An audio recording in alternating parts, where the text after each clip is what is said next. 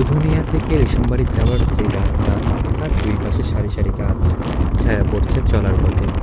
একেবারে কবিতার মতো শান্ত পরিবেশ। কিছুক্ষণ পরেই দেখা মেলে মূলাকর্ষণের। দুই পাশে বিস্তৃত পানির বুক চিরে চলে গেছে সোজা এক সরু রাস্তা। চারপাশে শুধু জল আর আকাশের প্রতিচ্ছবি। এই দিন বাতাস ছিল বেশ জোরে, ঘন্টায় ৩৫ কিলো মতো। ফলে পানির ঢেউগুলো ছোট ছোট হলেও ছিল সাগরের মতো উত্তাপ।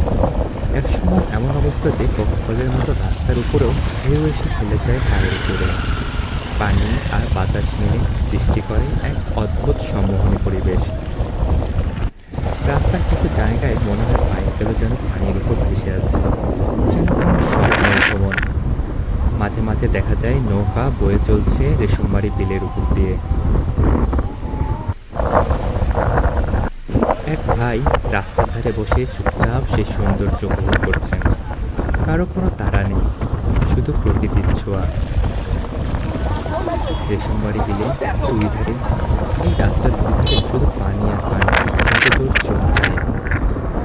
ছুটির দিনগুলোতে প্রচুর পর্যটক আসে তাদের পরিবারকে সাথে নিয়ে এখানে ঘুরতে। সন্ধ্যা যখন নামে, তখন রেশমবাড়ি হয়ে ওঠে আরেক রূপে অপরূপ। গোধূলির আলোয় আকাশের রং গাঢ় হতে থাকে, আর আমরা বাইকে ফিরি বাড়ির পথে। চারিদিকে নীরবতা, শুধু বাইকের আওয়াজ আর মাঝে মাঝে হালকা বাতাসের শব্দ। আকাশ ঘন নীল, কোথাও কোথাও ছোট ছোট আলোর ঝলকানি।